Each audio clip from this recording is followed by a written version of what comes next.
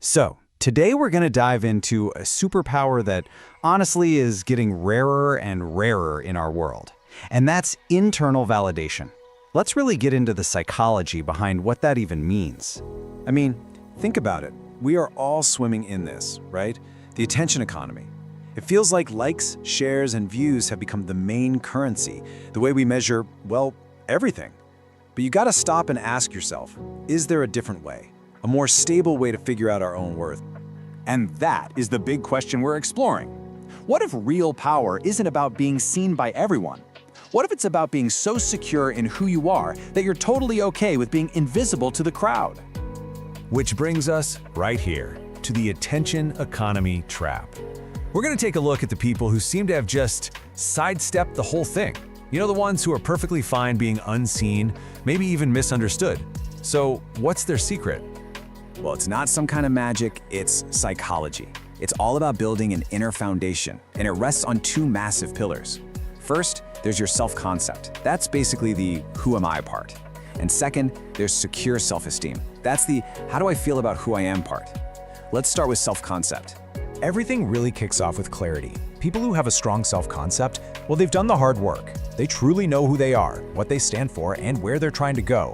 And that gives them this unshakable internal compass. And you can really see the two paths laid out here. On one side, you've got trend chasing. That's all about looking outside of yourself for cues for what to do next. But on the other side, being value-driven means you're navigating with that internal compass we just talked about. It's just a totally different way of moving through the world. Okay, so that's second pillar, secure self-esteem. And let's be clear, this isn't about being arrogant, not at all. It's a quiet kind of confidence, one that doesn't need a constant stream of likes to survive. That feeling of being enough comes from the inside. It's not crowdsourced. And when you have that, it causes this huge shift in how you behave.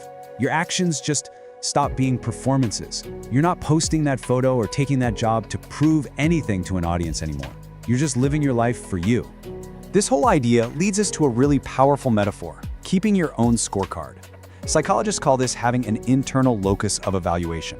Basically, instead of letting the world grade you, you become your own judge. You use your own metrics to decide what success and a good life actually look like. And this right here is the heart of it. It's a total shift in perspective. So, you have to ask yourself, are you measuring your life by the standards you see scrolling on a screen, or by the ones you've actually intentionally set for yourself? So how do you do it? How do you actually build this thing? Well, it's pretty much a three-step process. First, you have to define what your core values really are. Step 2, you set personal goals that actually line up with those values. And third, you track your progress against your goals, not against the noise of likes and comments. Okay, so let's say you've built this inner foundation. What do you get out of it? Well, for one, you get to weather the social storm. All that internal stability acts like a shield against the never-ending pressure and comparison we all feel from the outside world. And this comparison really lays it all out. When you rely on what other people think, your sense of self is fragile, right? It can crack under any judgment. But when you build it on your own life, your own experiences, you become anchored, you're solid. This leads to something called independent emotional regulation. All that means is you don't just have a big emotional reaction because you feel like you're supposed to. You're in control. You get to decide which events are actually meaningful to you, completely separate from all the social media hype. And all of this brings us to a radical redefinition of success. Because what if being invisible to the crowd isn't failure? What if it's actually proof that you're so locked in on your own path that the spectators just don't matter anymore? That right there is the real power of invisibility. So, let's do a quick recap of the 5 core traits we talked about. First, a strong, clear sense of self. That's your internal compass.